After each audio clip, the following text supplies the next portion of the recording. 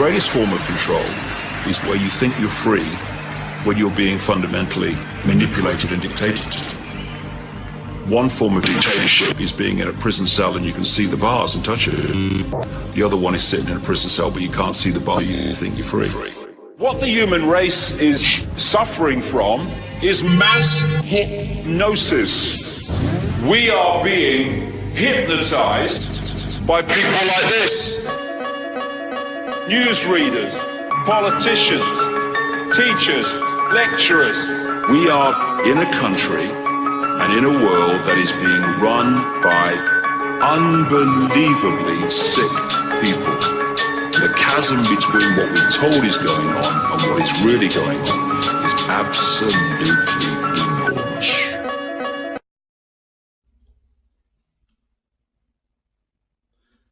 Ladies and gentlemen, thank you for tuning in to another episode of the Red Pill Hardcore. As always, I'm your host V, and today I got a little special episode for you. I want to say I have the most important whistleblower, or at least one of the most important whistleblowers of all time. You know, kind of blows Edward Snowden out of the park. You know, the only thing Edward Snowden could tell us about was our emails being read and our phone calls being listened to.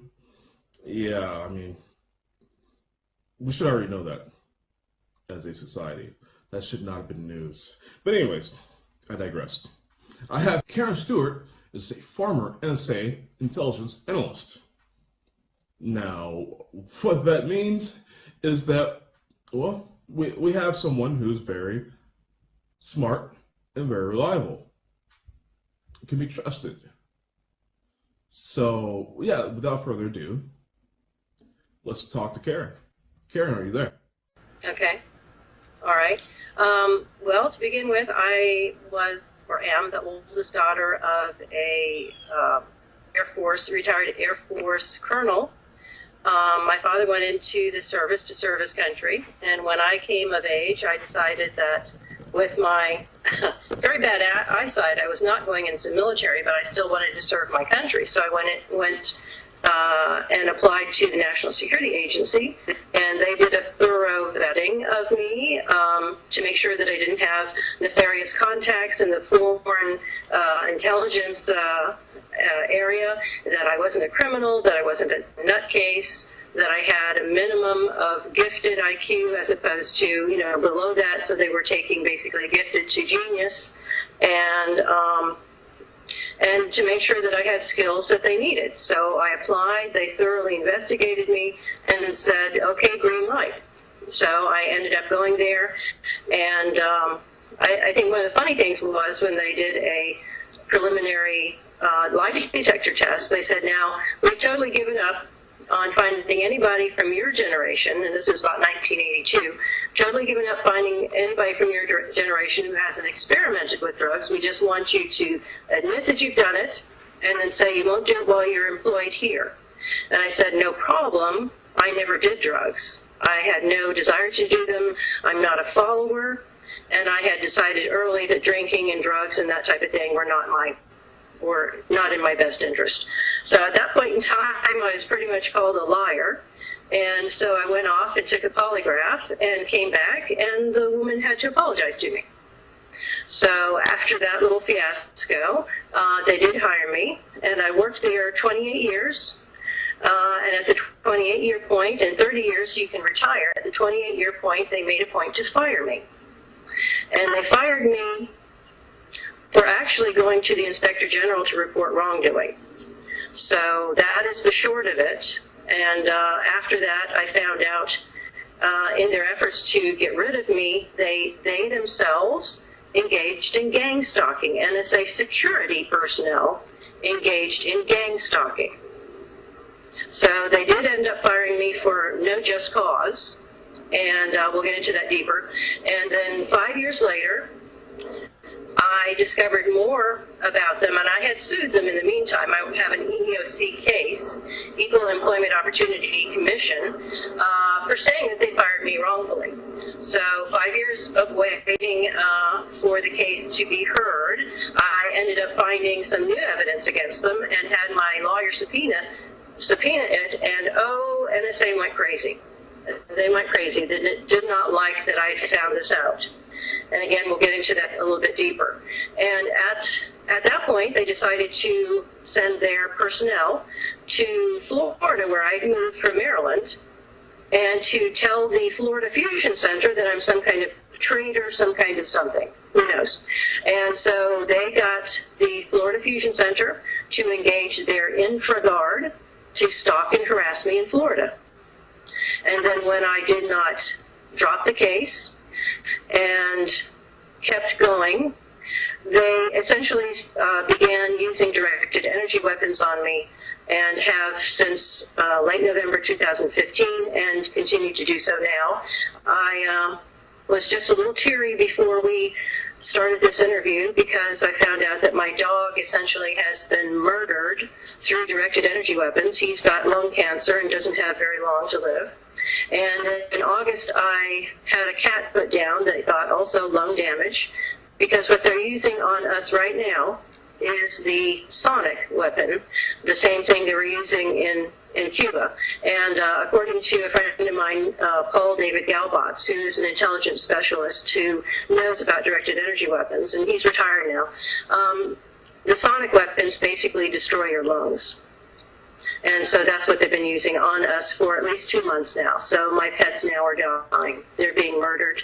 And I've said that in this particular interview, since I feel like the intent is definitely to murder myself, and they don't care if they murder my husband along with me, that I will be naming names at NSA, because I feel this is a dying declaration. So I'm naming names, and I am declaring that the federal law that says you cannot hide criminal activity by classification is what I'm invoking, to name names, because these people are criminals, and they don't get to be protected from being revealed behind their NSA jobs, which they are using for criminal activity.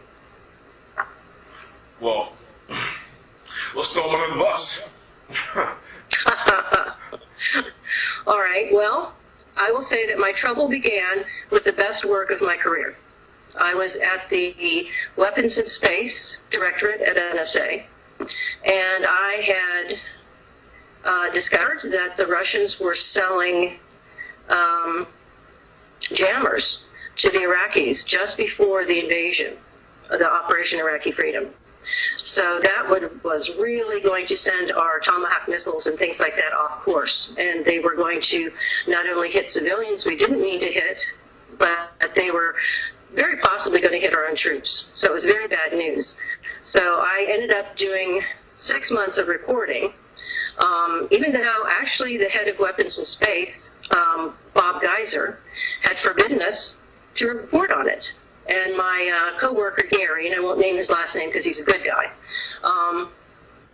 he said, why? And, we're saving thousands of lives. This has got to be reported. And he made up some feeble excuse as to why we shouldn't report it.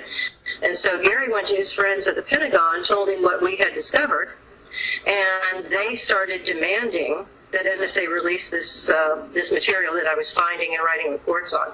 So they did, but reluctantly. And I found out later that Geiser just basically wanted there to be a huge casualty count because he didn't like President Bush and he wanted him embarrassed. So he felt that other people were expendable for a political purpose. So that in and of itself is horrific. Absolutely horrific. He should be put in jail for the rest of his life for even trying to suppress that. But then again, that was 2002, a year after they had suppressed the information about 9/11. So I guess that was par for course to use people's lives for political games. But anyway, I started reporting, and Gary was my technical advisor there. And I would find things and he would explain to me how to put it in layman's terms. So I basically ended up writing 6 months of reports that allowed the U.S. military to figure out the technology behind these jammers and to figure out how to destroy them so that Operation Iraqi Freedom would not be a chaotic misfire. So we were successful, and if you remember, Operation Iraqi Freedom went very smoothly, and they said very, very few casualties, if any. There might have been some injuries, but I don't think there were many casualties at all. So anyway, the invasion took place January 2003, and by, I don't know, March or April, it was pretty clear everything was a success, and NSA and other affiliated people who had worked on the project that my reports engendered were put in for awards, and I got some, and Gary did, and all kinds of other people, and I was advised the next year to write up my own internal resume to reflect what I'd done so that they could put me in for promotion consideration. So I was told to do this by people over me. So the next year, 2004, I did, and my branch chief, Barbara, put me in for promotion, and then later reported that my name was taken out of promotion consideration, despite the fact that many people had recommended that I do that. So it was kind of odd, but, you know, I just basically hunkered down and did my job the next year, and I did a different project and got more awards and kudos. And in the interim, a lady named Margarita LaPointe became my branch chief. And after another year of doing very good work, I basically wrote myself up for a promotion consideration like I was advised to, and she took my paperwork out of the running, and she said, your work is just mediocre. It's nothing for them to see. And that rather upset me, because she had been a co-worker. She was a GS-12 analyst like I was. I'd seen her work, and she couldn't spell. And her grammar was atrocious, and she really was a witch. So I had no idea why she had gotten the branch chief position, and she only had a high school education too. So this was a branch chief who was supposed to be running a branch that was full of PhDs. You know, I was one of the very few with only a college degree, a regular, a bachelor's degree. The vast majority had PhDs, and then the next majority had their masters. So it was highly bizarre that a high school grad, and barely a high school grad, was running the branch. Well, so but anyway, she may have been. Oh, sounds like to me she may have climbed the ladder through another route. That's exactly what happened. And it turns out, now in 2005, when she was suppressing my write-up, another woman came to me named Lori Hamilton. She had been on the Weapons and Space promotion board, and she said, Karen, what did you do exactly during this big project that was yours? And I told her, and she said, and she named a couple things, and she said, well, who did this? And I said, I did that. And she said, and she shook her head and she rolled her eyes. And I said, what's the problem? And she said, well, Bob Geiser and Margarita LaPointe and Suzette Fry, who was the technical lead for the branch, all of them came to the promotion board and said that all of this work that I just named and you just named, that Margarita LaPointe had done it. So they lied to us, and Karen, we gave her a double promotion. She went from GS-12 to GS-13 in 2004, and in 2005 she went from GS-13 to GS-14. And I was absolutely stunned, shocked, angered by such betrayal. So I started asking a few questions, because I didn't know Lori. She had sought me out, but I never knew her. So I thought maybe she has something wrong. Maybe she doesn't like this lady because she's immensely unlikable.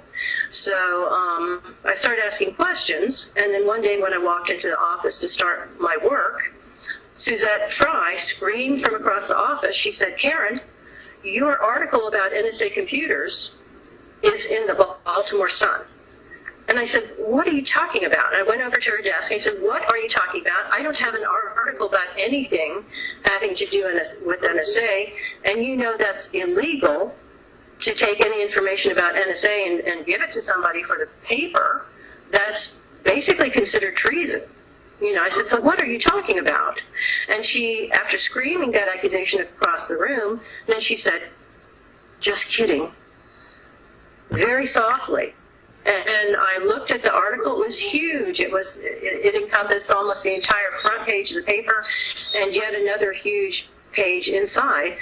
But I had no idea what it was talking about because I'm not a computer scientist. So I went back to my desk and I started working, rather perplexed. And I got a call within, about 15 minutes. It was security who was calling and said, we want to talk to you. And so I had to go down, and they demanded that I take a polygraph.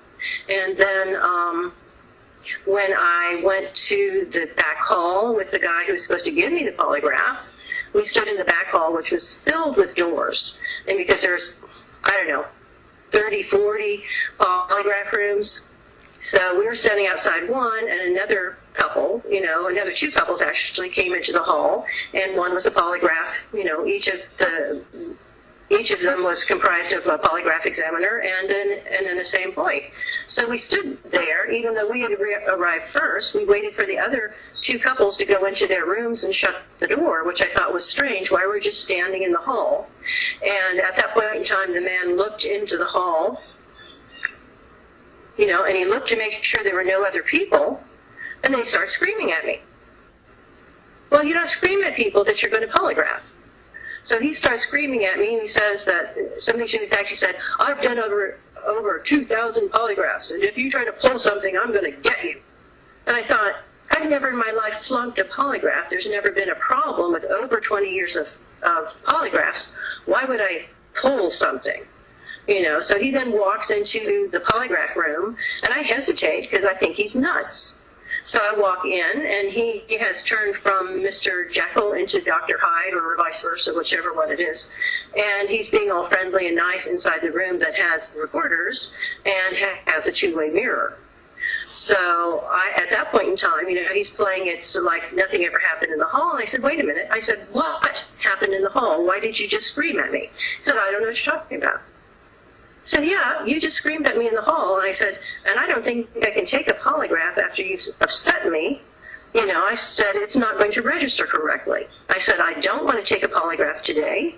I don't want to take one from you, but I will be more than happy to come back tomorrow or next week and take it from somebody who's not crazy, somebody who's normal. And I said, I don't know what's wrong with you. And he got very angry, and he said, look, you're going to take the polygraph, or I'm going to call the FBI, and they're going to take you down to Washington and basically lock you away. And I thought, well, that must be a bluff, but I sure as heck don't want to get lost in the FBI building, as far as like somebody putting me in jail with God knows what or who. And I said, this guy's crazy enough that he might do it. So I went ahead and took the polygraph, knowing I wasn't going to pass it. I said, at this point, I'm so upset, I don't think I'm going to register telling the truth. If you say, is your name Karen Stewart? It'll probably register as a lie because I'm so upset. So I took the polygraph, and then a week later, they contacted me and said, oh, you flunked it, so we need you to come back next month to take another. And I tried to tell them, I said, for the first time ever, I said, I've basically had a polygraph examiner who was a crazy person. I said, you don't scream at people before a polygraph. And they seemed very uninterested. So they said, well, just come back next month. So I did. I came back the next month, and I took it from a totally different man, thank goodness. And by the way, the first polygrapher was Joseph Fazio Jr. So the second polygraph gentleman, I took a polygraph with him, and I felt like I did very well. I felt like I had shown that the other one was just a fluke. And so I left feeling good about it, and a week later I got a call from security saying that the gentleman had declared it indeterminate. So we need you to come back for a third and last polygraph, because if you don't clearly pass that one, you're fired. So that upset me. So they arranged for a polygraph in 3 months' time. So at that point in time, I came back and I was sitting in the security building in the waiting room, and a man comes over to me. He's huge. He's like a linebacker, and he towers over me. He's got his hands on his hips, his fists on his hips, leaning over me, and I'm looking up at him like, what in the world do you want, And I thought, maybe is this the polygraph person? But he said, so this is the famous Karen Stewart. And I thought, what is wrong with you? And before he could say anything more, a lady came out of the rear door to the waiting room and called my name and said, I'm ready for you. I'm the polygraph examiner. And so I said, okay. And so I got up and walked past him without saying a word, thinking, here's another nutcase. And I knew he had to be security trying to provoke and upset me. So I go back there, and she's telling me, she's maybe in her late 20s, and she's saying, I've looked over your record, and there's no problem with you. Why in the world is this happening? Why can you not, pass the polygraph? And she said, let's sit down and talk before I give you this polygraph, because it's your last chance or you're going to be fired. And she said, and you've got, you're almost at retirement. So she said, I would really hate to see that happen. So I said, I would too. Because I haven't done anything wrong. I'm not the one who's done anything wrong.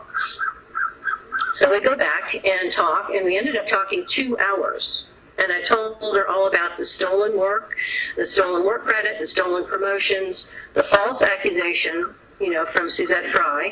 And after that, like I said, it took about 2 hours, but in those 2 hours' time, I felt like I was with a decent person, and I was able to calm down. So I took the polygraph, and afterwards I'm packing up to leave, and she's packing up, and she said, I'm not supposed to tell you this, but you just passed the third. She said, so I think this little nightmare's over. And she said, by the way, you actually did pass the second polygraph, but when you flunked one and then totally passed the other, they just wanted a third one to make sure what the heck was going on. I said, well, that's a relief. I'm not happy to have been lied to, but I said, okay, because I think maybe the smart people have won and the stupid people have lost. I'm thinking that. So I go back to my desk and decide I'm getting the heck out of weapons in space, because they're trying to destroy my life, because they're trying to hide the fact that they stole my work and stole my promotion. So I'm going to transfer to a totally different directorate at NSA. So I spent the next several months trying to find another lateral position to transfer to. So I did, and I got to totally a different place 10 miles away, and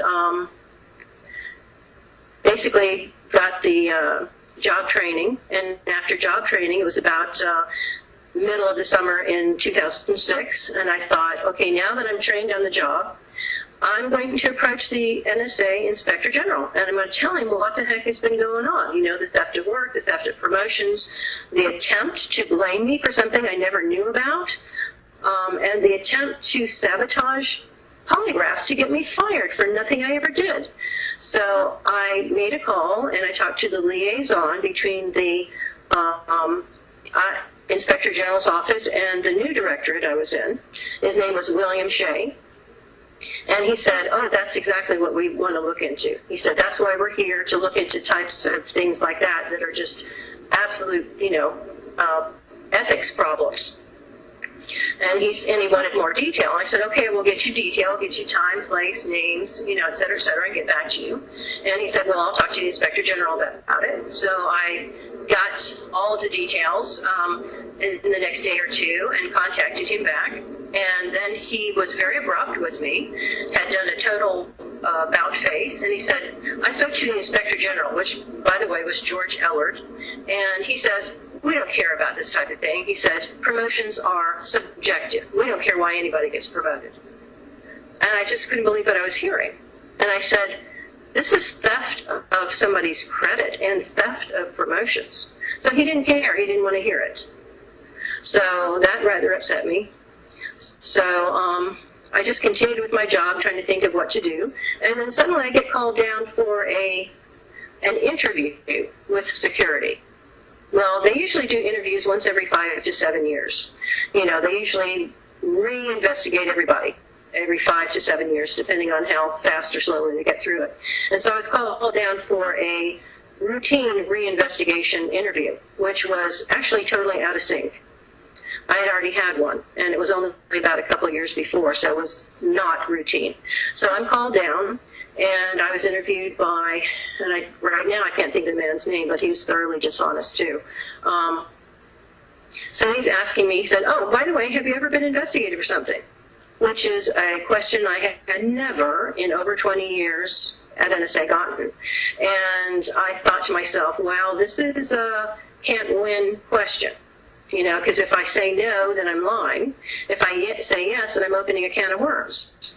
But I have to be honest, so I said, yeah, and I told him about the screamed accusation by a woman who was in on stealing my work credit and promotion, and said that, you know, totally false, and all you have to do is look at the fact I'm not trained in computer science. I've never worked in computer science. I never had access to the area at NSA where this person, whoever it was, would have worked, and I am not technical.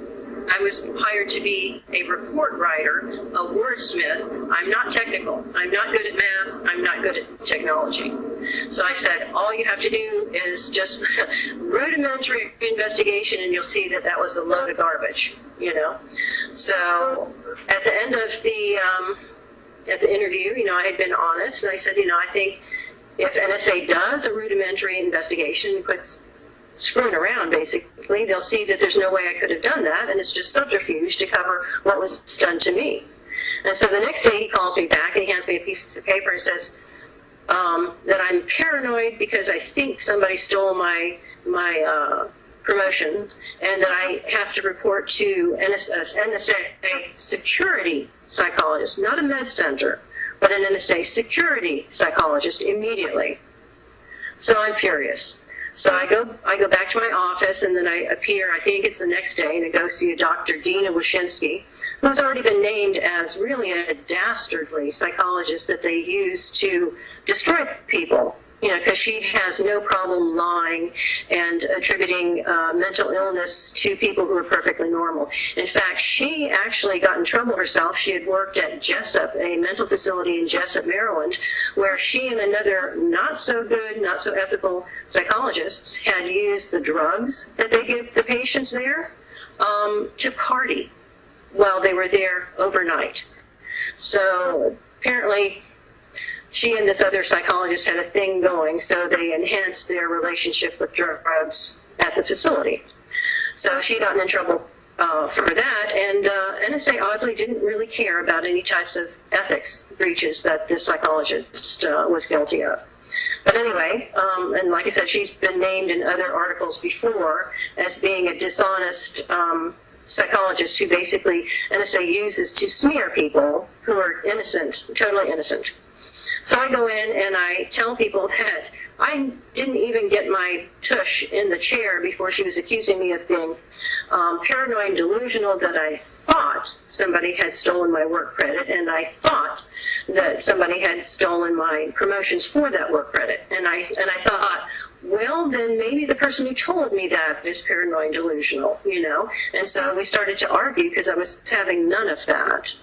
And so she was very threatening, and eventually she ended up saying that I needed to drop the Inspector General complaint, or she would go back over all of my 20 years of routine psychological evaluations that, by the way, I perfectly well passed.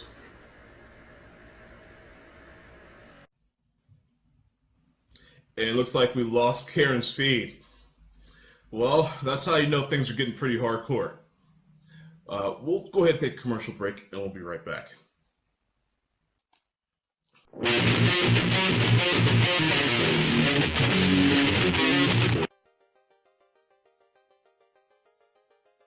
First things first, it's important to remember that Minds.com is still in beta. Now, despite this, everything works great. It functions, it's stable, the discovery is great, there's no algorithm manipulating what you see, there's no content filtering, no censorship, no shadow banning, there's none of that to worry about. This is an ideologically neutral platform. Certain features like monetization are still being rolled out across the site, and the video player and video uploader are still to be improved a little bit more, but overall these are fairly minor issues. Upon first blush, Minds is a kind of mix between Facebook and Twitter, but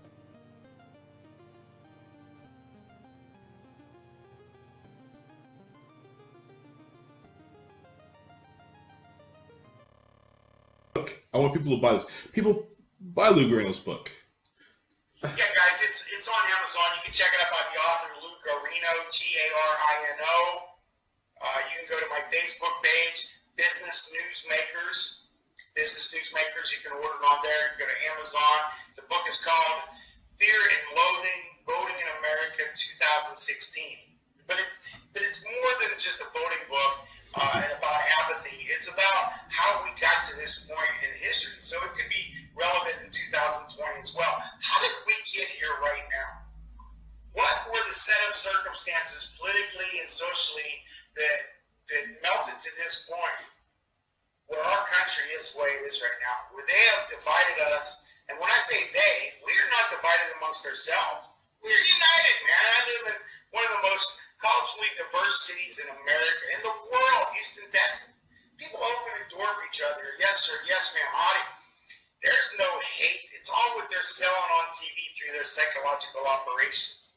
So it's all about that. It's all about how the Clintons came to power, the Bushes, you name it, guys.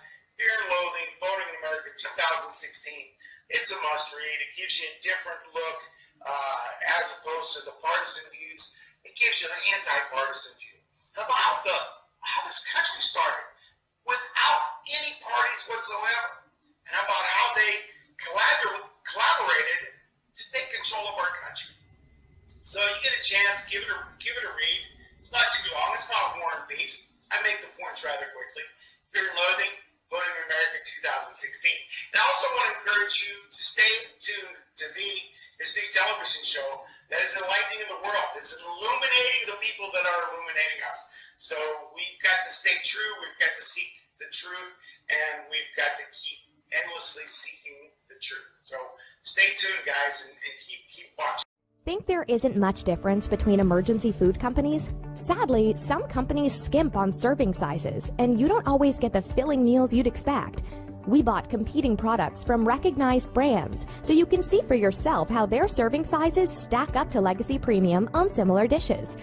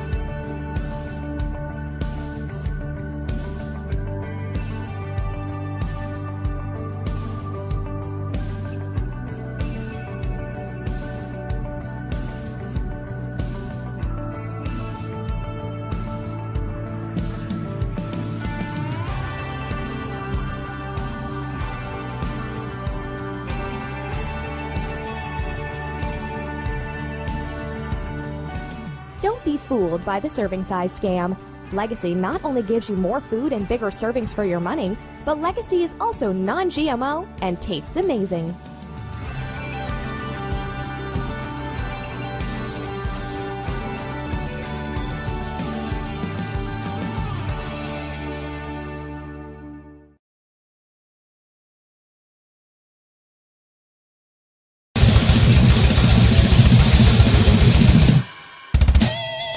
Okay, we are back from break. I want to apologize to you, the viewers, for the feed interruption. Now, we all know why the feed's being interrupted and so forth. Just to further give credibility to Karen and what we're talking about, and and what we have been through with these secret society clowns that you call intelligence agencies. So I think we were talking something about. Well, I'm trying not to do a lot of talking because your story is so riveting, and you're spilling the names. You're talking about everything. But I do want to note, I've had my run-in with one of these psychologists, one of these intelligence psychologists, IDF security officer, whose job it was to break people down. I'll tell you what, I ate her. I ate her to shreds. Sorry, Israel Defense Force. New World Order, you can't go that route. Not with me. So, you were talking about the psychologist that you had to speak with, whose sole purpose was to break you down and threaten you and intimidate you. So please go ahead. Right. Okay, just to back up a little bit, when I transferred out of weapons and space and went to a new directorate, I tried to get the NSA Inspector General, George Ellard, to investigate why my work was credited to another woman, and she got 2 promotions from my work. So as soon as I felt safe in having transferred from weapons and space to the new office, I went to the Inspector General, and they just basically blew me off. Said, okay, no, we're not interested in why anybody gets promoted. And I thought, are you kidding me? Stolen work, getting somebody promoted?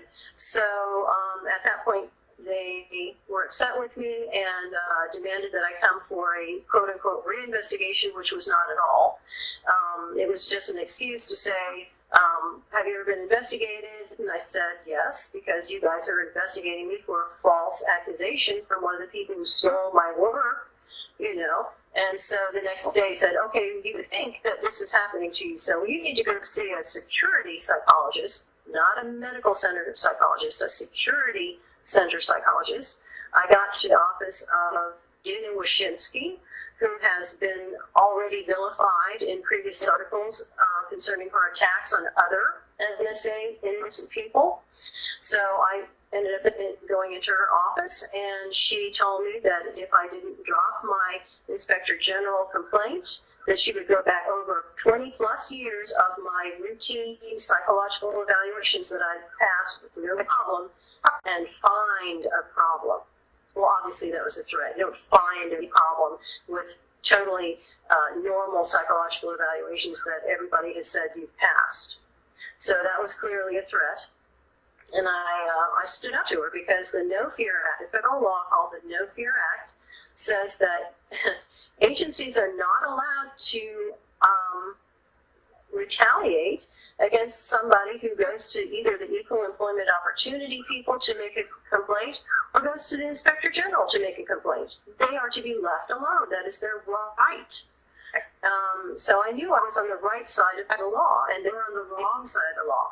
So it just so happened that a year before, I had actually had a psychological evaluation given to me by Dr. Paul Clavel, who was at that point working for an affiliated organization that sought to help NSA individuals with things like, if you have a son who's a drug addict, or your marriage is breaking apart or something, nothing nefarious, just trying to help them get through rough stages in life.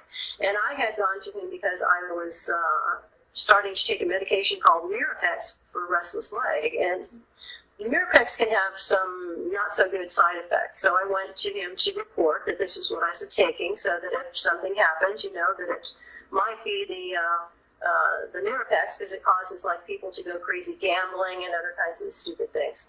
So I went, and he said, well, let's just do an evaluation, a baseline. And so we did, and I totally passed. And he said, he basically made the comment, he said, you're one of the strongest people psychologically I've ever seen, emotionally and psychologically. So when Dr. Wyszynski the next year was threatening to find something wrong with me, I said, first and foremost, this baseline has been done on me just a year ago, And it's been done on me by a man who used to work as the head of NSA security. So good luck with trying to make me appear to have gone crazy in 1 year. And so I left. So at that point in time, they investigated and found out that yes, I was telling the truth, and that they were going to have a problem making me look like a crazy person. So what they did was they, first of all, in August of 2006, they had somebody break into my house. And I think, and that was Eric Hageman, he was a NSA executive that was, at that point, older than I was. He was in his 60s, and I was only, starting my 50s at that point. And he broke into the house, and how do I know that? Because I saw the idiot leaving. My husband and I had gone out to lunch, came back, and he had tarried a little too long. We saw him leaving the side of the house, and then I investigated. It took me a while to find out, his name. But after we saw him leaving the house, we went inside thinking it was a real burglar, and we looked, and the TV was still there, and nothing was stolen. So I had wanted to call the police because the back door had been broken. The sliding glass door was broken. The mechanism was totally broken. So obviously he had broken it to get in. So I wanted to call the police, and my husband said, no, I don't want to call the police. Nothing's missing. We're going to look like idiots. So I disagreed, but he didn't want to call the police, so we didn't. And that afternoon, I turned on the TV to try to just watch a little TV, and I noticed the TV was clicking. Why was the TV clicking? The TV every 20 seconds or so would go. And so at that point in time, also the picture would just flash. You'd lose the picture, there would be a flash, and it'd go back to the picture very, very quickly. And I said, okay, that is not normal. So I called my husband down to look. He said, oh, the TV tube must be going. We'll replace the TV in a week or so. And so, I turned off the TV because it was very disturbing. So I ended up going and trying to make a call to my mother in Florida. And I'll be darned if the phone wasn't clicking every 20 seconds. I said, I'll be damned. He's bugged the house. They've cut into the phone lines and done something with the TV. And I said, why would you do anything to the TV? And I said, okay, now I know. Because there are lens detectors on the market that will find a hidden lens in your house, okay? And it's very common. You can buy it for almost nothing. Well, it can't find a hidden camera if that camera is behind a TV lens. So he had opened up the TV and I'm sure put a lens in there. So we replaced the TV in about a week and turned on the TV. No problem. The TV acted just perfectly fine. Well, after we had gone to work, left the house, gone to work, came back, within a day or two of the work week, that TV was clicking. Just like the old TV. And I said, okay, this proves it. So to doubly or triply prove it, I went and got the old TV, and I reattached it, turned it on, no clicking. Left it on, no clicking. So there was nothing wrong with the old TV. But they had reinserted the camera in the new TV. So at that point in time, I decided to have some fun with them. So, I do things like moon the TV, which, what are you going to say? But, You don't want to know what I do to these people when I know they're watching. And I would write them notes and hold it up to the TV, and we won't say what language I used, or what I called them. So I had some fun with them. I said, all right, you want to watch? Then I will have a direct line to you and tell you what I think of you. So that happened, and so we just kind of went with it. And I knew, what was I doing wrong? Nothing. So, and I would watch for people's expressions at work to see who may be watching me in my house, and every so often somebody would go, and I said, so you're involved. Okay. So, if you're passed in the hall by an executive that you've never met, doesn't know you, you don't know him, and he goes, then you know. So I was able to identify a few who were involved. And what I think happened was that in order to protect the people who stole my work, NSA Security was fabricating lies. Let me go back just a little bit. Well, are you surprised at all? I mean, this is kind of what they do. You know, at the time I was naive and thought that they wouldn't do that to their own people, that they did that with foreign agents who were bad guys. But I was learning very quickly. I was working for some real dirtbags who basically hid behind people of the highest integrity doing the jobs like what I did, except for, you know, that little trio in weapons in space, unfortunately. But there was a reason for that I found out later. So let me go back and let's see what else. So that was like I think it was a Saturday that my husband and I had gone out to lunch, came back and saw Eric Hageman leaving our house. And then the next Monday, I went into work and I passed somebody working in the server closet outside my office. And he came out and was splicing some cables together. And I'll be darned if it wasn't Eric Hageman. Of course, at that point, I didn't know his name. I looked, and he just was, you know, whistling away, all happy with himself, and I thought, he doesn't know I saw him. So I'm just about to go into my office, and then I stop, turn around, and go back and say, hey, that was you in my, something like, that was you in my neighborhood on Saturday. That was a nice red t-shirt you were wearing. And his face, he was la, la, la, la, and then he went, and his face went, and he ran, he scurried his little butt back into the server closet, didn't say a word to me, and did not come out. So I said, So I went back into my office, went to my desk, and tried to turn on my computer, and my computer wouldn't turn on. And I called the IT people, and I said, there's a problem with my computer, it won't turn on. They said, okay, look into it. And the entire day, my computer would not turn on. So I tried to busy myself with paperwork, which was rather a challenge because everything you do is on the computer. And everybody else's computer in the entire office would work fine except for mine. All right, that's also an obvious red flag. So I said, all right, you know, I'll just, as I go in and out of the office, if the guy's face is available, basically if I can see it, I'm going to start to memorize his face and I'm going to draw him. So I did. I spent my lunch drawing him, and by about 3:30 in the afternoon, my computer suddenly was working just fine. Excuse me. So I went out, and by golly, he was gone. So as soon as he left the server closet, my computer came back on, and I thought, were they looking to see if I had done something, you know, with my computer? And then I later thought, were they putting something in my computer to make it look like I had been doing things? And I said, just ridiculous that I would do anything with the computer. I have no idea how, you know. But I thought, you know, were they looking for something, or were they trying to make me look guilty of something? So that was a concern. And I also was concerned when this type of garbage started, that they would go into my house and plant something like they had done to Ken Ford. And Ken Ford and I had talked, and he was not guilty of anything except saying that there were no weapons of mass destruction in Iraq. And for that, he got set up and sent to prison for 6 years for speaking truth. So that concerned me if they were going to do that to me too. But they didn't. But like I said, I think they were fabricating some kind of lie to tell other people at NSA to cover for themselves. Anyway, in this new office, eventually another lady who had been in my old office ended up transferring there.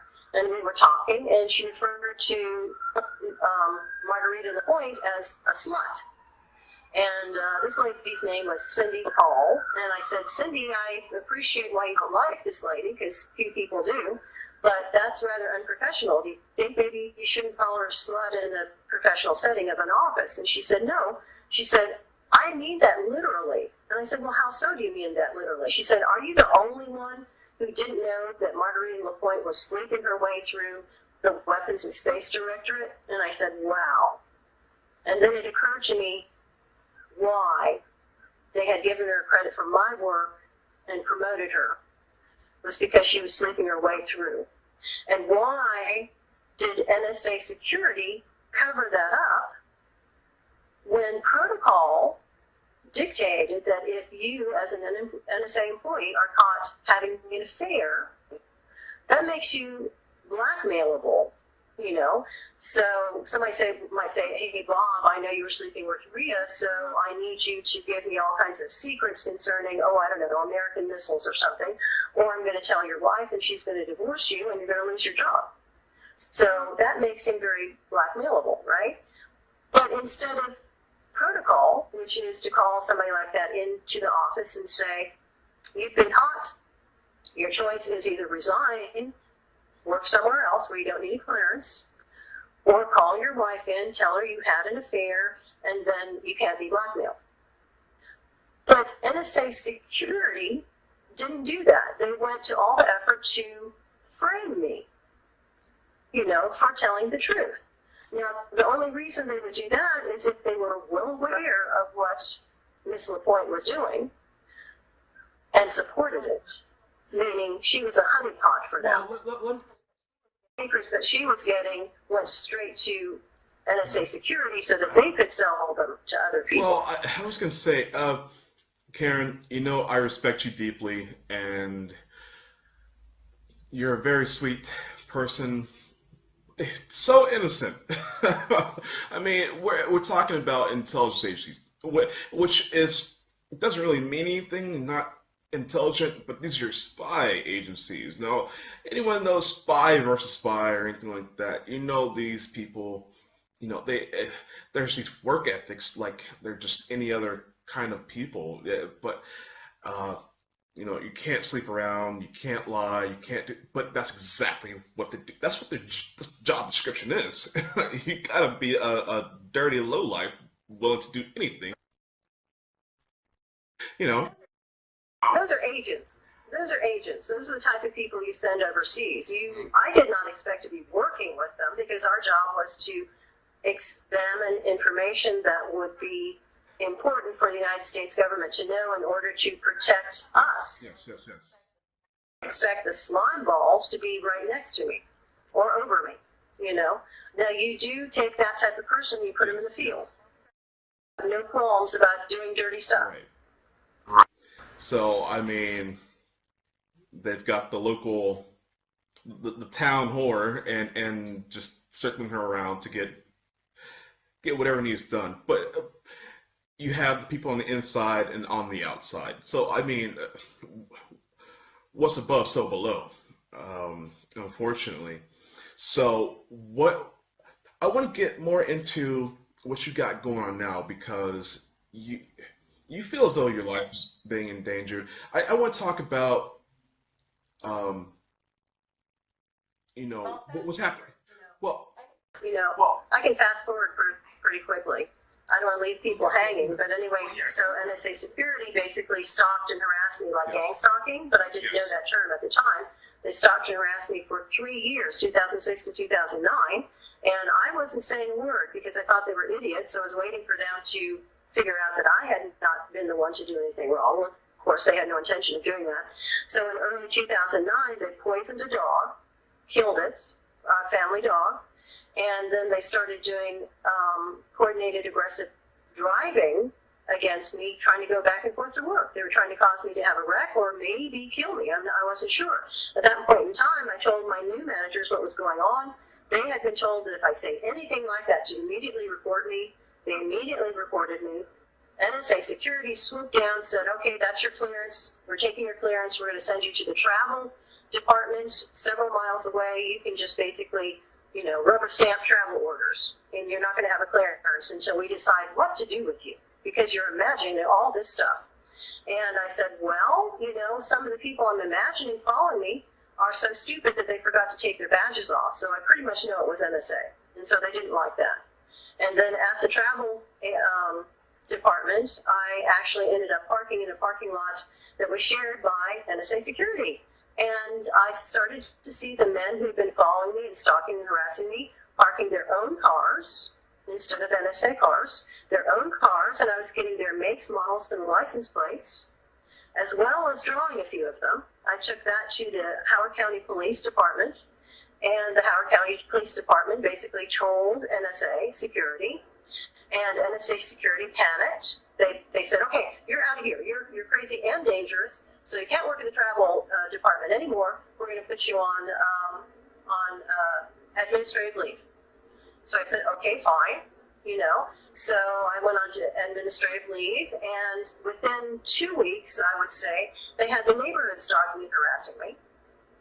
And so about 3 months into it, I was able to tell enough people that I was around the real story, and they had incidents where at the weekly meeting at the Phelps Luck clubhouse, they basically had weekly meetings of, I characterize it as hit the bad guy. Basically psychological indoctrination for the neighborhood to get Karen. And so I started telling my story, and the people would go to that meeting and start telling the truth, and they would have fist fights that erupted actually out of the clubhouse into the parking lot, and the police had to be called about 3 times. So after 3 meetings that broke out into violence, suddenly the civilian stalking stopped. All the stalking stopped mid-2009.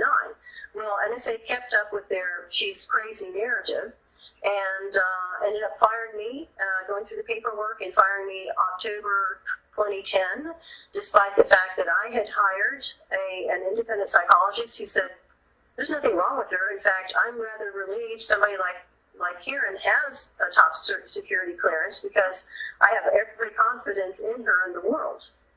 So they were not happy with that. So I ended up getting a lawyer, filed suit against them. The EEOC case was accepted January 2010 after NSA kind of putzed around and then refused to investigate my EEO complaint, which is illegal. And then when the judge said, get off your butts and inspect and do the investigation, then they changed my EEO complaint from reading that I was discriminated against for being an older woman, because I think they said, well, Karen's going to be retiring. Who needs to give her a promotion? Well, we can give it to this young woman who puts out. So that was one of my complaints. And the second complaint was to be represented as somebody with a mental illness who had never had a mental illness. So those were my 2 main complaints. Well, they changed my complaint to read that I said I was discriminated against because I'm a Caucasian. Well, you don't hear that every day. Ludicrous, So they investigated themselves and said, did you discriminate against Karen because she's Caucasian? They said, oh, we didn't. So then they found themselves innocent and submitted that to the judge, after yet another 90 days. And he said, all right, this is just ridiculous. He said, I'm accepting your case. It's going on the docket until I can get to it. So it was sitting there 7 years. But, yeah, so to fast forward, in between being fired and early 2015, nothing happened. No stalking, no anything. But I just was waiting for the case to be heard, to be decided. And the judge had told NSA, he said, take no adverse action until I have adjudicated this case. That meant don't fire her. Well, they fired me. And they fired me so I wouldn't have the money for pursuing the case. So I moved to Florida, and my husband stayed here, and I moved to Florida to be with my parents for part of the year, because in their 80s, and I was very lucky to have them still around. So I said, I'm going to spend time with them, instead of just hanging around up in Maryland. So I went down there in early 2015. Like I said, I found the identity of Eric Hageman, the burglar, the NSA executive burglar, and asked my lawyer to subpoena that information from Maryland. Well, as soon as I did that, NSA absolutely had a fit. Had a fit that I was able to identify him. Yes. Absolute fit. And I started noticing in March of 2015 that I was being followed around. And I was like, okay, this is Florida, it's not Maryland. Am I imagining this? And so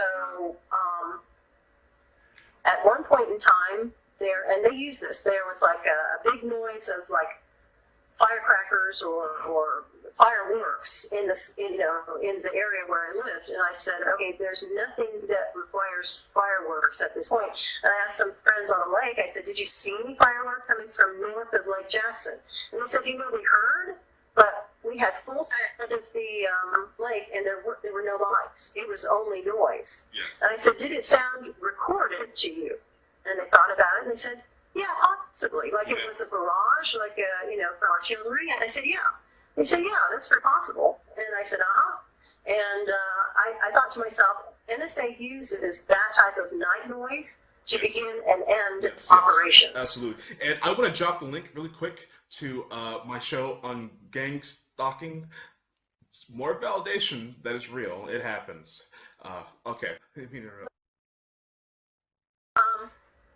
Well, I had neighbors who had heard it, and then another lady named Marcia heard it as well, and we were talking about it, sitting on her back porch, and I said, you know what, I'm going to call the Leon County Sheriff's Department and ask them about that night noise, because it lasted, 20 minutes, 20 minutes of recording of Army barrage of some kind.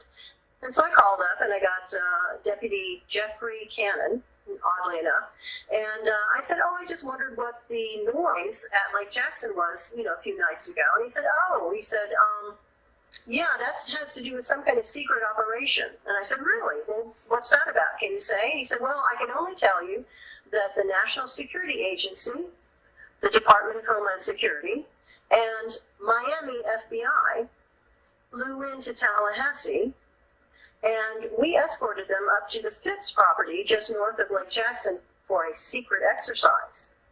And I said, so that was just before the barrage? And he said, oh, yeah. And I said, okay.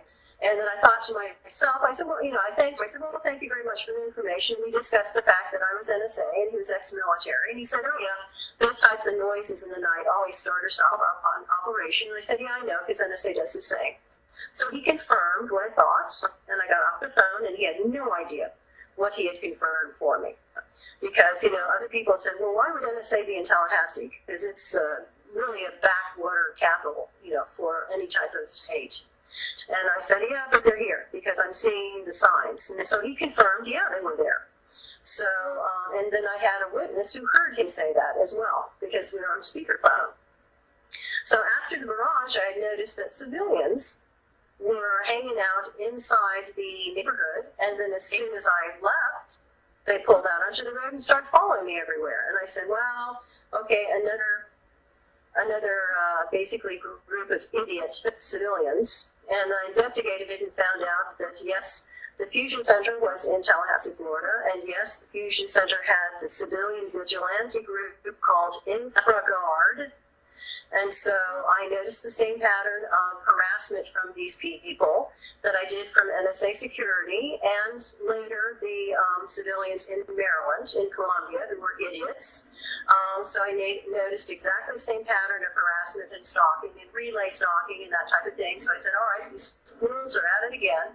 So that went on, and I pretty much made fun of them, because I have a little business where I can make my own bumper stickers or magnets, and so I made some to make fun of them and put them on the back of my car. I said, if you're going to follow me around, then you're going to get an earful of what I have to say to you.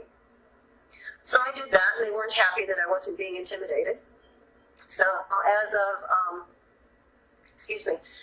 November 2015, I still was pissed, and I was on Twitter, and I said, you know what, if NSA is going to not only break the gag order that the EEOC, that they demanded from the EEOC, if they're going to break it and come down to Tallahassee and spread lies about me, then I'm going to tell what I know about 9/11. I went on Twitter, and I said that 2 days after 9/11, I was walking back into the building, and there was a man standing there in the hallway who was crying like a baby. And I just about walked past him because I thought, well, he's lost a relative or two, in this horrible attack. And so I started to walk past him, and there were 2 or 3 women trying to comfort him, so I didn't need to stick my nose in. And as I started to pass, he started to vocalize, and he said, in sobbing heaves, he said, none of those people had to die. And that stopped me in my tracks. And I said, what people? And in my head, I didn't interrupt. But he kept saying none of those people had to die. We had all the information we needed to stop the attacks. Not one of those people had to die. He said, but NSA management, upper management, would not let us report the information, and they threatened us. If you dare try to report the information, we're going to fire you. We're going to at least hold you up as insubordinate and punish you, or at worst, we're going to fire you for trying to report information about the attacks, the coming attacks. And he said they had that information 6 months ahead of time. There was plenty of time to have thwarted all of this. And I was shocked. And he, finally quit talking and went back to his office. And I said, surely something is going to come out about this that clarifies what in the world he was talking about, because I just could not believe that people would be so stupid or so mean as to not allow this information to get out.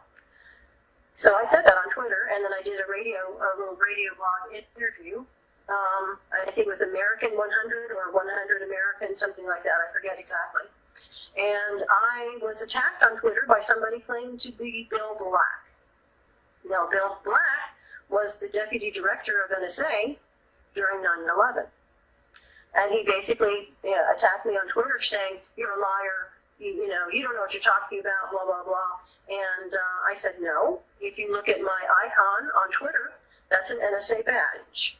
That's my badge. I said, I worked there, and I'm telling exactly the truth. And then he threatened me, he said, you better hope I'm not the Bill Black. And of course, with an ego like that, that was the Bill Black in his mind, So within a week or so, I started getting hit with directed energy weapons in Tallahassee, Florida. The first hit, the first night, basically took out the microwave clock. It totally destroyed it, and it damaged the refrigerator and the washing machine because it was so strong. So that began my experience with directed energy weapons. And before you continue, I want to go into the Bill Black, this pompous jackass. Is this the same guy that you have suspected and actually pulled up evidence on basically setting up a trust in your name? And this is the proverbial hit list. Whenever you are put into a trust and people get paid out upon your death, ladies and gentlemen, this is a contract. So there's one on Karen's life. I'll try to show that in this episode. But go ahead. Your experiences with directed energy weapons, and you had a perp.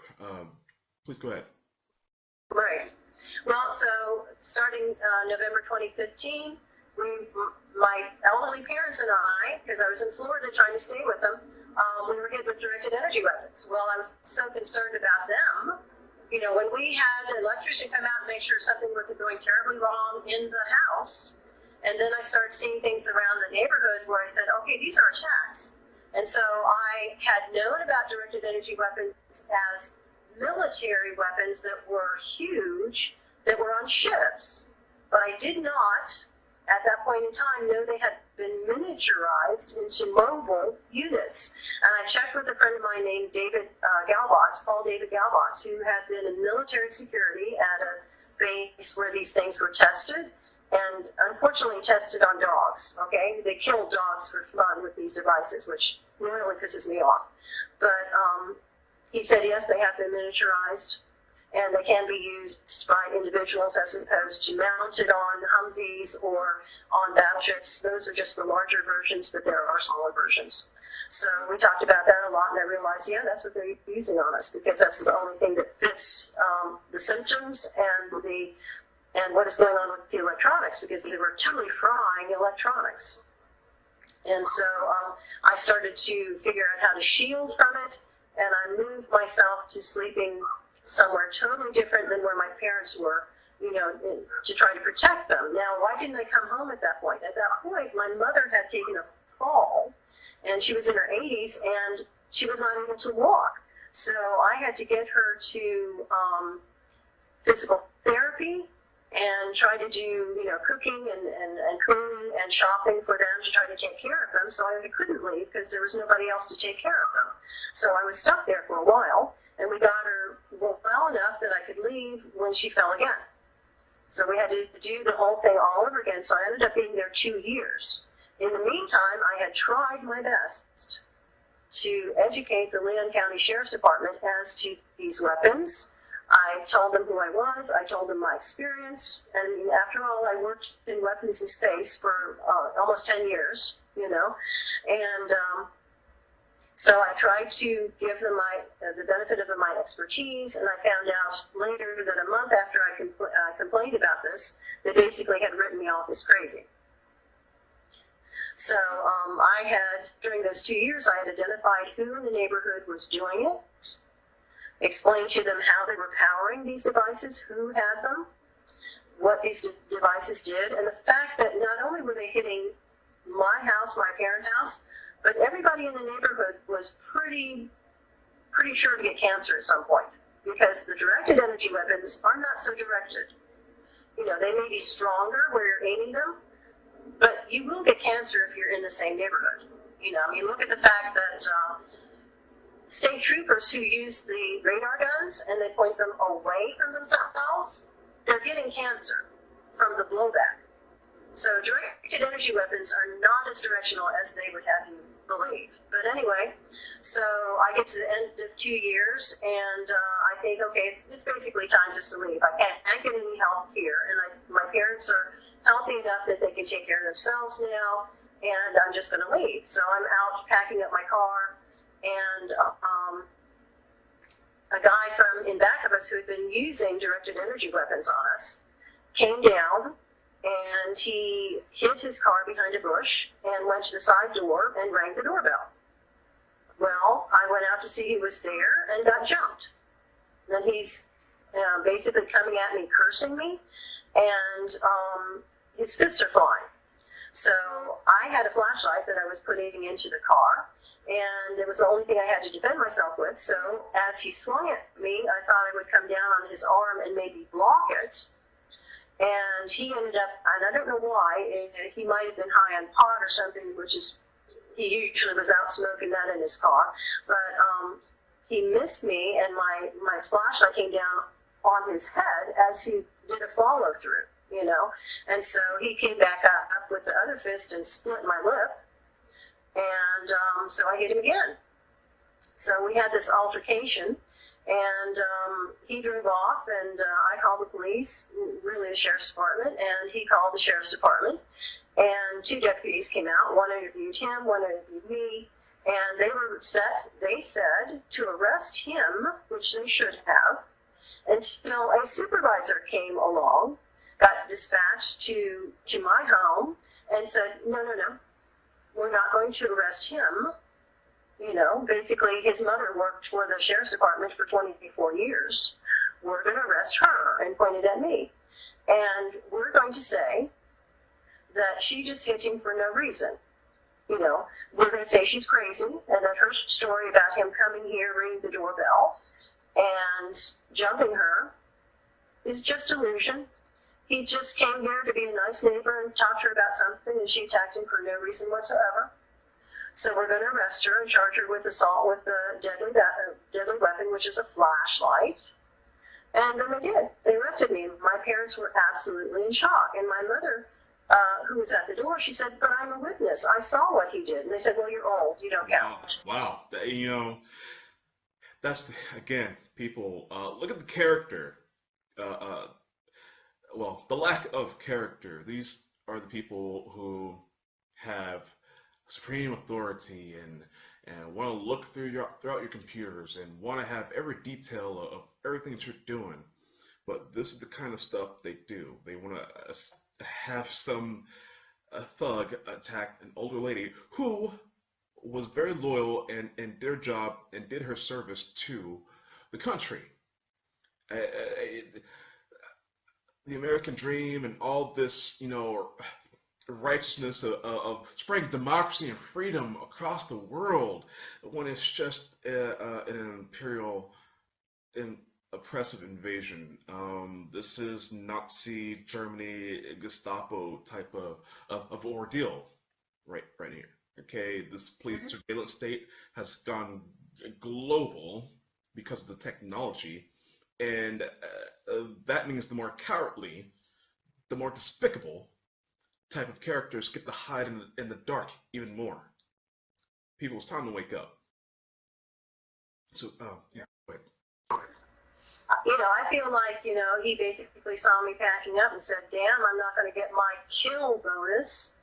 So I'm going to go down there and make sure that she has to stick around a little bit longer. So, and then he attacked me. At that point in time, I think I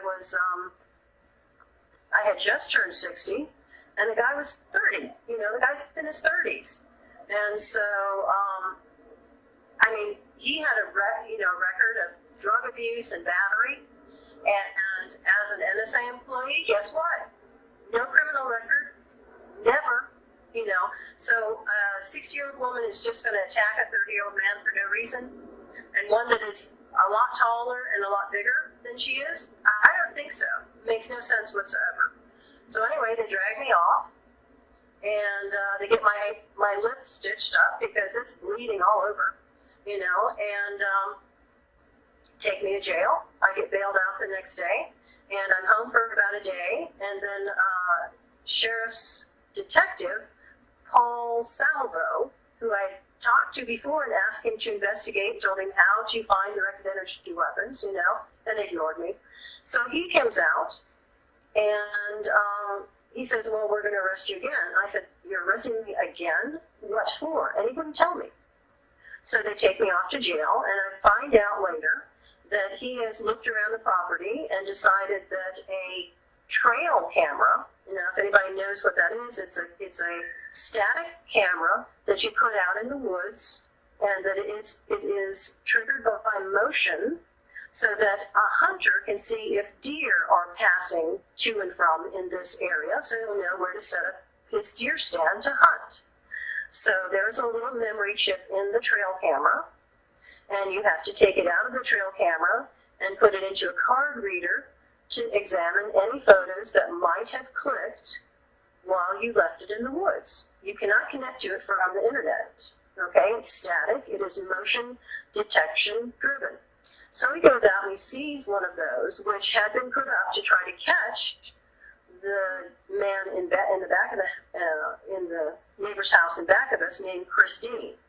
He basically was living off his mother, Renee Stockton, and he was hitting us with directed energy weapons from his car. He would rev up the car about midnight every single night, and he would basically charge the battery of the directed energy device, and then after he did that, it was really strong, and it would last almost the entire night until he went out in the morning and removed it from his engine and put it back in his trunk. So I witnessed that multiple times.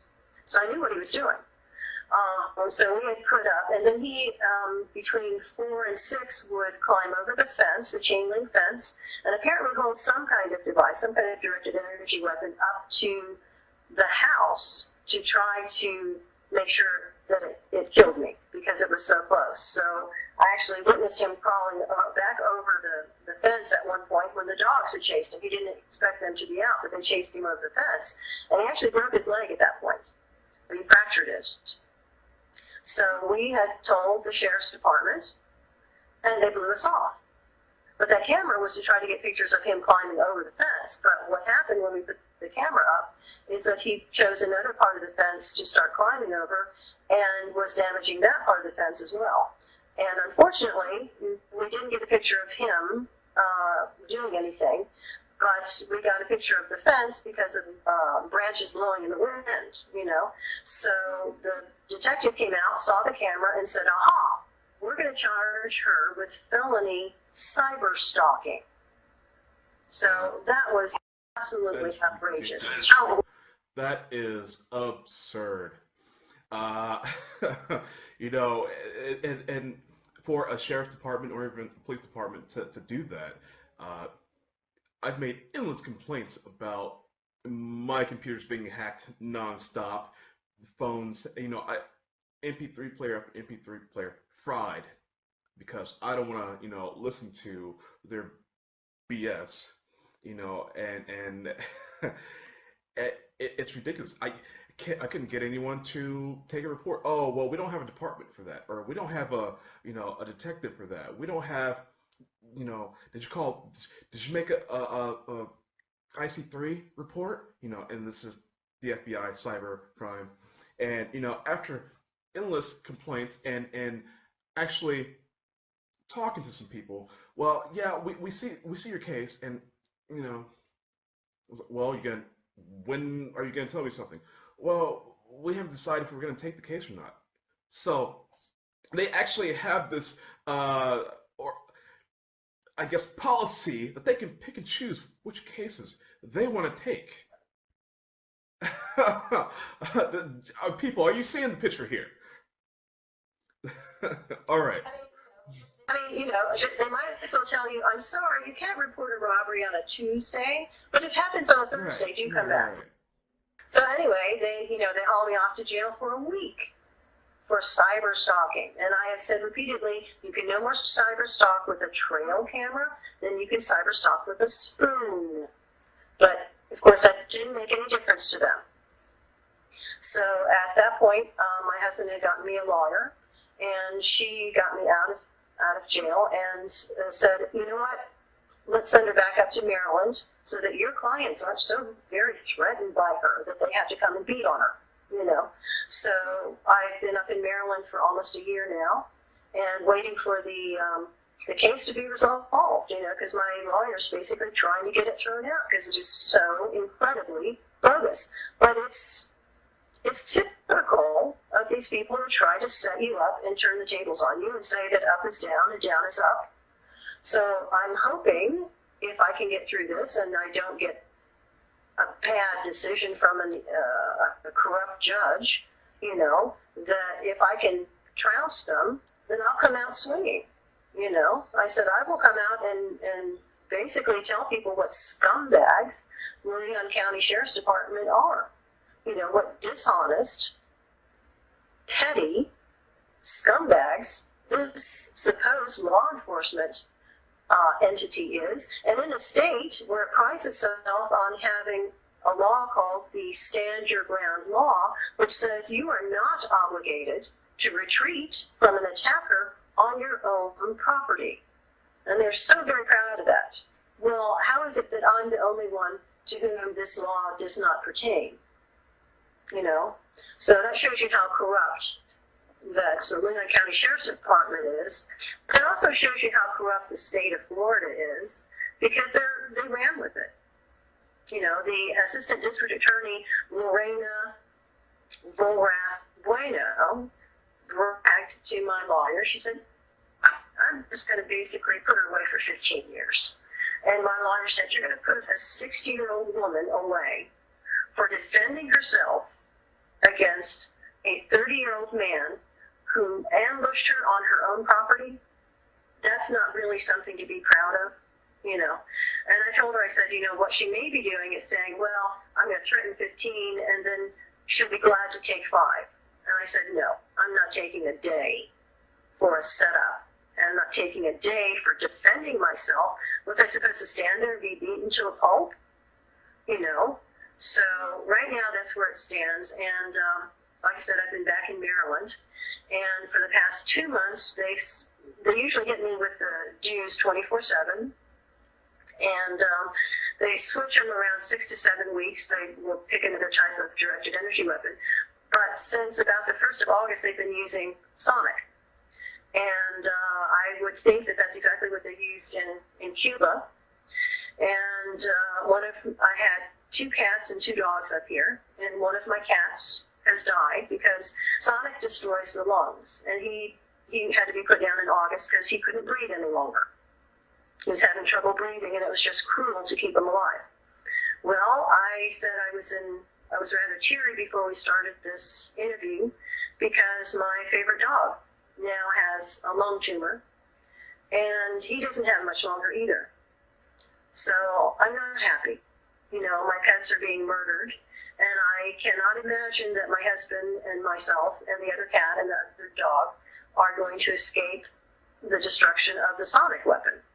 And the dirtbags in Maryland who are doing this are Brian Wozniak, Louis Cohen, Roy and Claudia Tiller, Matthew Malloy, and a few other people that I don't know the names of, but they, interestingly enough, were helping NSA when NSA was trying to stalk and harass me in order to claim that I was paranoid and delusional to fire me. But these were my neighbors who were all too happy to help them get me fired for nothing. But Brian Wozniak's house doubled in size from his efforts to get me fired. And Roy and Claudia Tiller's house got a brand new sunroom. And I'm sure the other people got some very hefty remuneration for trying to, ruin my life. I'll tell you what. I came back again. They were more than happy to pick up where they left off. It must be wonderful getting to suck from Baphomet's tits. On that note, we got to take a quick commercial break.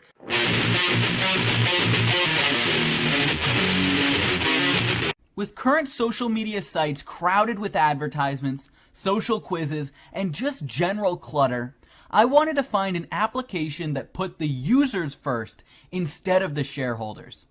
I found MeWe, an app that hopes to revolutionize social media by only showing posts from people you want to see, not displaying annoying advertisements, and most importantly, protecting your online privacy. MeWe isn't designed to replace Facebook, Twitter, or your other large social media networks.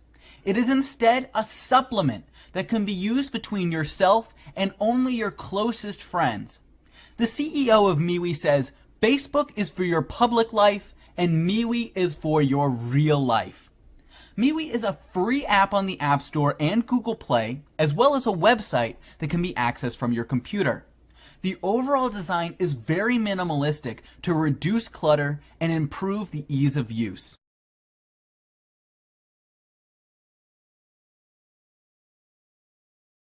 Think there isn't much difference between emergency food companies? We bought competing products from recognized brands so we could show you a very simple comparison to Legacy Premium.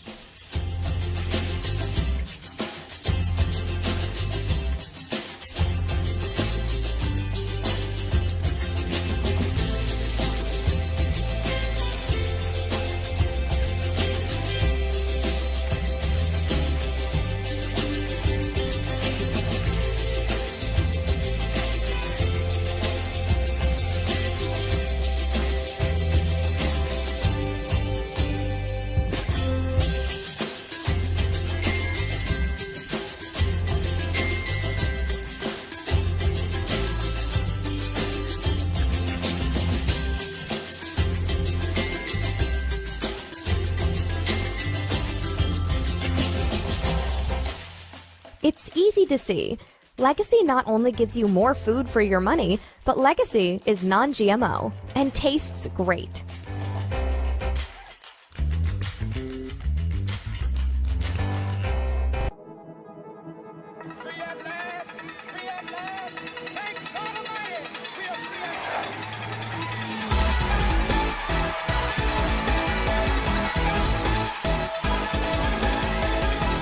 I am V from the Red Pill Hardcore radio show and TV show. I'm here to tell you guys about my militia, the Red Pill Militia of Minnesota. The militia is there to protect the people of the United States from any enemy that may threaten our way of life, regardless of religion or political stance. We will unite the people as one to fight tyranny of any form from anywhere, including our own government. We will see the people free again. I hope you would like to join my militia. Please visit our Facebook page, The People's Red Pill Militia. Like, comment, let us know in general what you think. If you want to be a volunteer, all you have to do is coordinate with our members. We're all honorary brothers of the militia because we all protect our freedoms, our constitutional rights, and the most important things that we have as American citizens. So please help me in protecting those rights and join my militia.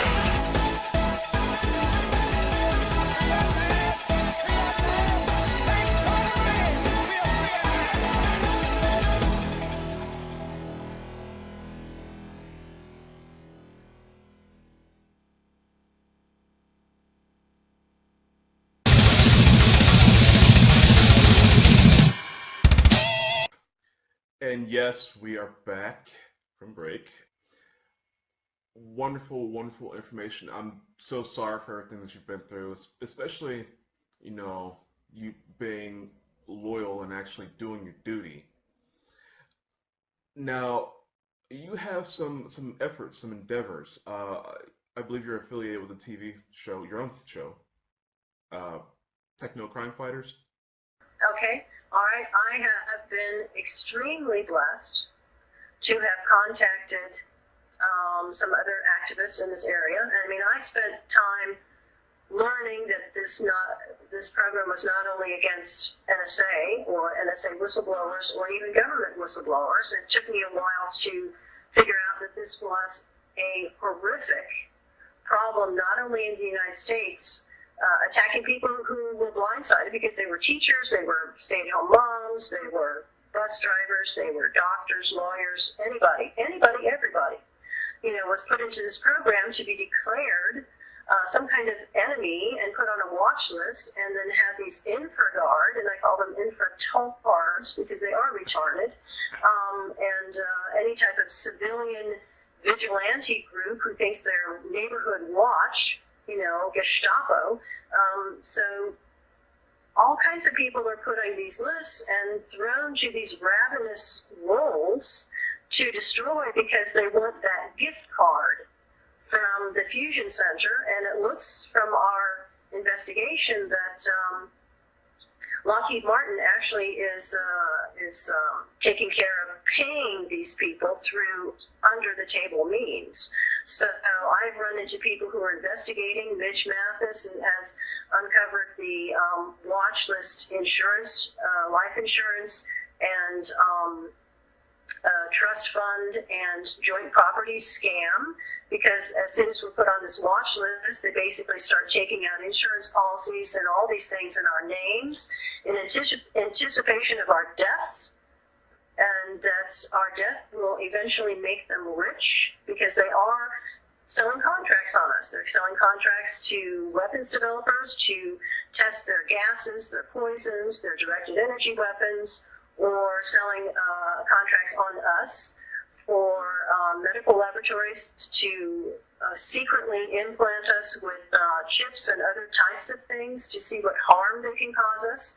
So I was very blessed to hook up with Mitch Mathis. And I was also very blessed that when I started to speak out, that Sherziv and Ramola Dharmaraj and Janet Phelan all took an interest in publishing stories about what I am going through and elucidating through my experience what other people are going through. And the affiliation with Ramola has led to meeting Dr. Catherine Horton, who is a physicist, and Dr. Millicent Black, who is a theologian.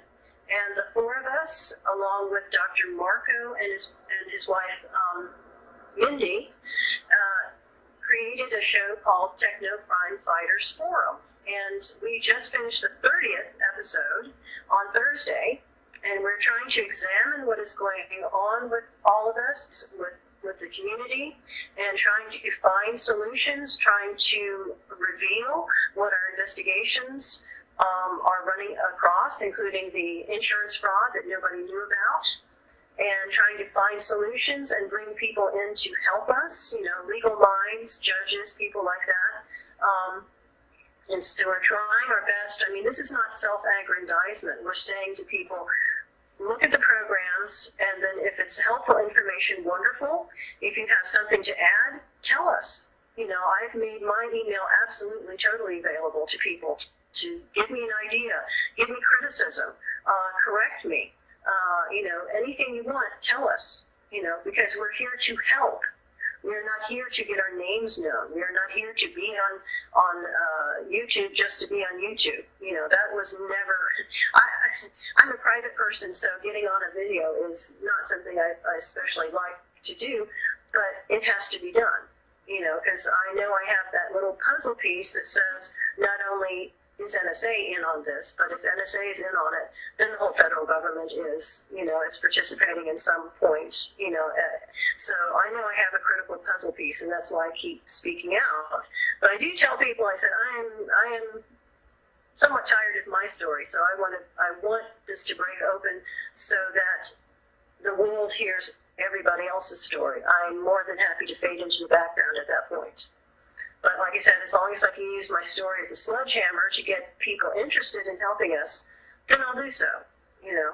But like I said, that's been a wonderful experience, and we hope to further it into figuring out how to go about class action lawsuits on both sides of the Atlantic, because unfortunately, as most unfairly and illegally targeted individuals know, this program is basically in almost every country of the world. I don't know anywhere that it doesn't exist. Yes, So, yes, that's absolutely true. And I'll tell you, I'm definitely working on the legal aspect of this, because it's just like you said, it's everywhere. And so we got to expose the establishment as a whole, you know, the whole, you know, Illuminati, whatever you want to call it, global conspiracy.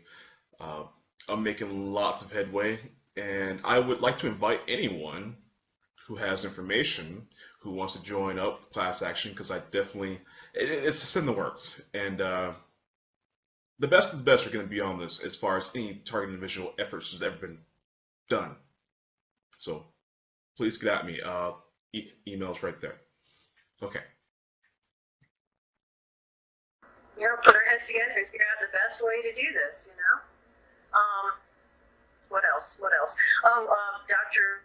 Horton had an idea a few months back, and she had a tsunami email campaign, and we got mostly through it. We didn't quite finish it, and she wants to start it up again to finish. What she had done was she gave a list of states and countries that everybody needed to mail a pre-written letter to, and she had this letter, and she was saying, send this letter to all of these states on Tuesday, and all of these countries on Tuesday. Then on Thursday, send this letter to all of these other states and all of these other countries, and we will work our way through the entire United States so that every governor, every fusion center, et cetera, every IG, Inspector General, you know, everyone, every Attorney General would know about this program, so that we get their attention that this isn't just what one person in this city is saying, so they're not crazy. Why are 10,000 people writing you? You know, why even are just 100 people writing you? Because that tells you right there, it's not just the imagination of one person. And so she formulated a very nice letter, and we followed through and did that for 2-3 months. And then she was hit so hard that it basically put us off schedule. And what she has said is that she wants to revamp the letter, make it stronger, and then have people finish out the tsunami campaign. In the meantime, I was looking up some of these addresses for her, and I found InfraGard for all over the United States. I found all of their addresses. You know, in each state there's at least one contact, maybe 3, 4, 5, or 12, and then you've got the FBI overlord who sees over the InfraGard puppets. And so I got their addresses, and I said, you know, we're going to be sending them the tsunami email campaign letter to alert them to the fact that they're being fooled, but how about I send a rather stronger letter in the meantime? So when I gathered up all the addresses for Dr. Horton, I decided to write my own letter, and I did. And I blasted these people. And at the end of it, I put, you know, this is Karen Stewart, NSA, Intelligence Analyst, and I spent all these years, I spent 28 years working for your protection, your freedom, and this is what you're doing? I said, frankly, I'm sorry I wasted my time on a people who are so undeserving as you. You know, so I was not nice to them. I was stern. I didn't curse them out or something like that, but I was very stern.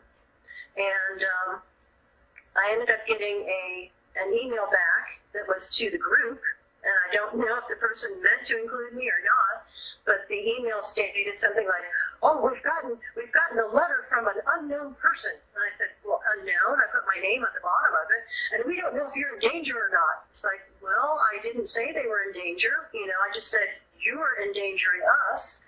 And so I love the fact that the FBI went absolutely hysterical, you know, and then there was no response whatsoever. none whatsoever. So I'm hoping that somebody started thinking, though I have no evidence that they did, but we will keep writing letters like that and trying to get someone's attention. And I did come out with a petition for the White House that went from September 2nd to October 2nd, and people had all kinds of trouble signing it, I'll tell you. So I think that was sabotaged. But I also put the same petition on iPetitions, and it's there now still. But the good news about this is that even though we didn't get the 2,000 signatures we needed for a White House response, a minimum of 2,000 to respond, that somebody called up Congressman Trey Gowdy's office, and Congressman Trey Gowdy's from South Carolina, but he's the acting head of the House Intelligence Oversight Committee, which, as we know, is providing no oversight whatsoever, but he is the new head of it. So one of the TIs, Christie, called up Trey Gowdy's office and told them about this petition, and the woman there printed it out. She said, she took a look at it, she said, I'm going to hand this to him personally. So in that petition, like I said, I have called it, I said I fiercely worded it. No insults, no cursing, but I fiercely worded it. It was very sternly written, and it was saying, you are violating these laws. And I listed all kinds of federal laws, and I said, this is a sampling, and it goes on for several pages. I said, these are the laws that are being violated by InfraGard and the fusion centers and this program. You are in violation of the Constitution. You are in violation of Supreme Court decision Marbury versus Madison, which says any law that is unconstitutional is void. You are in violation of, and this was added later because I just found out about it, you are in violation of Norton versus Shelby County, which basically says an illegal law cannot protect you from your efforts to enforce an illegal law or follow an illegal law. So basically these people who are committing murder, there's no protection from them. They can't say it was the law. No, it was an unconstitutional law. So that petition lists, like 18 U.S. Code 241, which is a conspiracy to deprive people of their constitutional rights. And 242 is the conspiracy by law enforcement to deprive people of their rights. So there are several pages of the laws that are being violated, and I have put into the petition that we demand that it stop. We demand compensation, and all kinds of other things like that. And I said, and frankly, and some people won't sign it because they didn't agree, but I said, I demand the death penalty for these people because they had no qualms trying to kill us. And the only reason that we're still alive is because they have failed to do so yet, but they keep trying. Well, I want to also take the time to let you know that in the middle of the summer of 2016, when I was in Tallahassee, Florida, I wrote a letter to the Fusion Center in Tallahassee, and I didn't trust the mail to deliver it to them because I had sent off letters to the FBI, return receipt, and never gotten a receipt. So I said, okay, I'm not going to send this to the Fusion Center. I'm going to go and talk to them and say, do you know that you're murdering innocent people? So I go there, and I've been hit with directed energy weapons for about 7 months at that point, 24/7.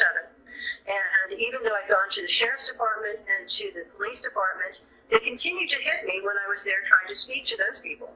So they had no respect whatsoever for the Sheriff's deputies or the police. So when I went into the Fusion Center, I didn't know what I was going to expect, but all of a sudden I realized I'm not being hit with directed energy weapons. So there you have the, basically the snakes not hitting the snakes with directed energy weapons. That told me immediately what I suspected was that the Fusion Center was behind it and that they wouldn't hit their own. But it was very interesting to me that they gave no value to the deputies or the policemen in Tallahassee, Florida, but they wouldn't hit the Fusion Center employees. So that, I think, is an important anecdote. Well, anyway, yeah, we keep, many of us, and we're not the only ones who are stepping out and trying to figure out what to do, but people know that we are getting up, working on it, and going to sleep, working on it. You don't know how right you are. I go at this day in, day out. I go to sleep. I'm still hashing out plans. It's nonstop. The gears don't stop turning. It's been too much torque put into this situation. So I want to ask you. You're going to be a guest speaker at the Unity in Hope conference with me. I will not be able to attend, but I am going to be working on a video to send to Allison. I'm in Europe. Yeah. So what I think I'll do, and I asked her about it, I had written a couple of, one I wrote an essay called The Lie, and another thing that I wrote was basically a 2-page flyer telling people the origins of this, and I said, use this as a flyer so you can explain to people what is really going on. So I think those two things that I will read on video, because, there's many versions of my story out there, some shorter, some longer. You now have ones with names, one with names.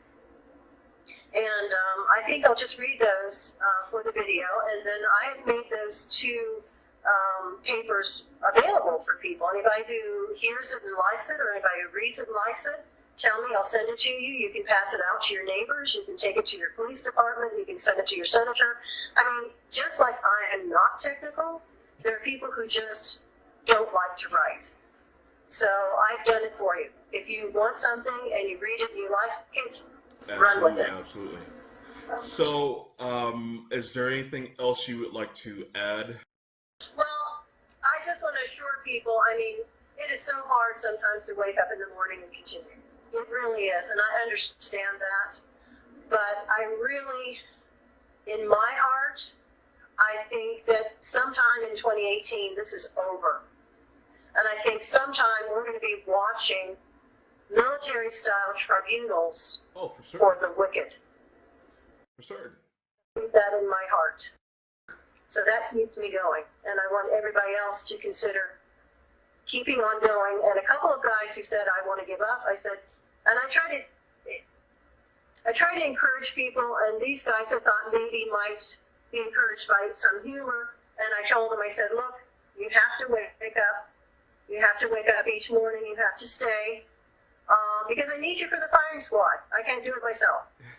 My fingers will be tired. Yes, absolutely. I agree with that all the way. Well, I want to thank you for being a guest on my show. NSA, FBI, CIA, DIA, all the rest that apply. Listen up. It's time. Okay? I know everything that you're going to do before you do it. Your crimes are no longer clandestine. You have no more secrets. Now that you have me involved. Now, I'm coming to see. Prepare a table. Pour me a glass, because I'm going to eat your lunch.